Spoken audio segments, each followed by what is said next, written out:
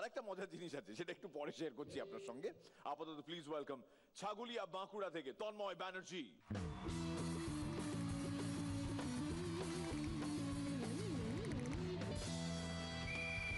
মিরাক্কেল করি আমি, এটাই আমার গর্ব। মিরাক্কেল করি আমি, এটাই আমার গর্ব। নমস্কার সবাইকে, সুস্বাগতম। আজ মিরাক্কেলের 75তম পর্ব। নমস্কার সবাই, কেমন আছেন? মোটে তো চোরকাদা ডাক্তার হয়ে গেছে, তো তার কাছে একটা রুগী গিয়ে বলছে যে ডাক্তারবাবু ডাক্তারবাবু, আমার ছোট ভাইটা মাঝে মাঝে উঠে যাচ্ছে, মাঝে মধ্যে নেমে যাচ্ছে, আবার মাঝে মধ্যে একই জায়গায় রয়ে যাচ্ছে। এই দেখে পাড়ার লোক ছিছি করছে, আপনি কিছু একটা ব্যবস্থা করুন। যে মোর ছোট ভাই না মিরাক্কেলের টিআরপি গো।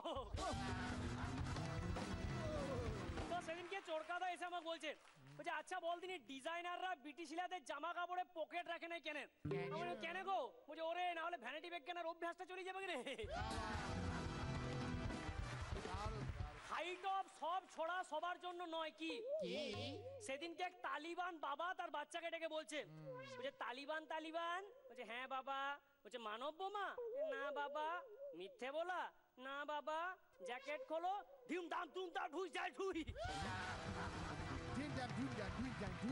সেই সমস্ত মেয়েদের উদ্দেশ্যে বলছি যারা বড় দিনে সান্টা ক্লজের টুপি পরে ফেসবুকে ছবিটা আপলোড করেছে, ক্ষমতা থাকলে নাগপঞ্চমীর দিনে গোলায় একটা সাপ বেজি ছবিটা তুলে দেখা। তো চোরকাদা ডাক্তারবাবুর কাছে গিয়ে বলছে ডাক্তারবাবু ডাক্তারবাবু কিছু একটা ব্যবস্থা করুন, একটা বিটি ছেলে গাড়ি চালাতে চালাতে এসে আমরা পায়ে ঠুকে দিয়েছে, যে পাটা ভেঙে গেছে। যে শুনুন, বিটি ছেলেরা যখন রাস্তা দিয়ে গাড়ি চালাবে, রাস্তা দিয়ে একদম যাবেন না, রাস্তার এক পাশে ফুটপাত দিয়ে হাঁটবেন। বলছে আর ফুটপাত আমি কোন মাঠের মাঝে ঘটি নিয়ে বসেছিলাম, সেইখানে যে মারি দেবেন। চোরকাদা আর কালুদা দুজন মিলে একটা কাঠের দোকানে কাজ করে।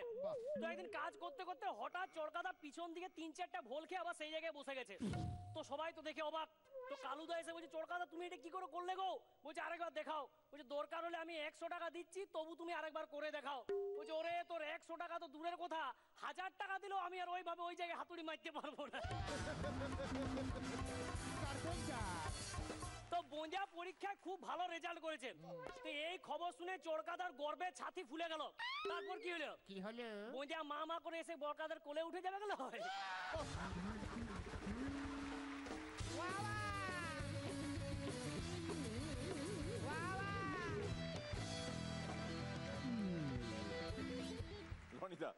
তিনটে খুব ভালো ছিল, বাকিগুলো একটু দুবলা পাতলাই বলবো, কিন্তু তিনটে এতই ভালো ছিল যে সেটা অনেকটা তুই মুছে দিয়েছিস আর কি।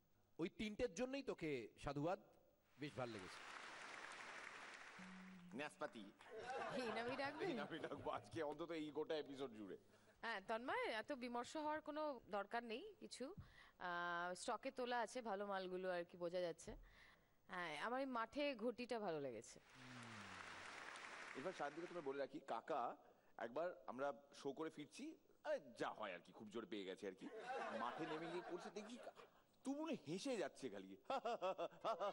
পরে জানলাম যে ওই ছোট ছোট ঘাসগুলো ছিল, ওগুলো তো সুড়সুড়ি।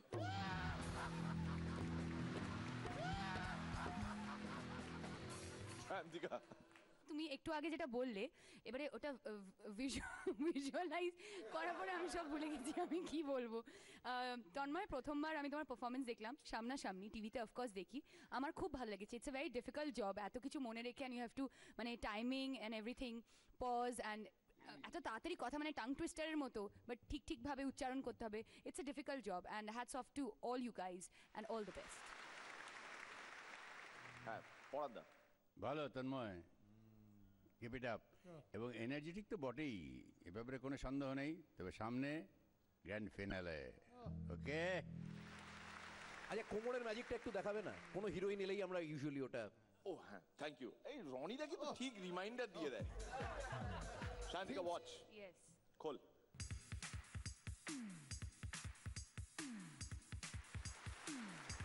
ও মাই গড। এবং আমরা তো ওকে অগস্ট মাস থেকে দেখছি, কিন্তু হি হ্যাজন্ট পুট অন ওয়েট। দারুণ। আমাদের ওটা করতে গেলে আরো 2-3টে হাত লাগবে extra। না গো না, আমি পারবো না, অসম্ভব। এটা আমাদের ইন্ডাস্ট্রিতে কেউ পারবে? হ্যাঁ, কাঞ্চন দা পারতে পারে। কাঞ্চন এখানে এসেছিল, কাঞ্চন এসে পারেনি। হ্যাঁ, so মানে he এটা was the এক্সক্লুসিভ winner. ওর, এটা এক্সক্লুসিভ। exclusive।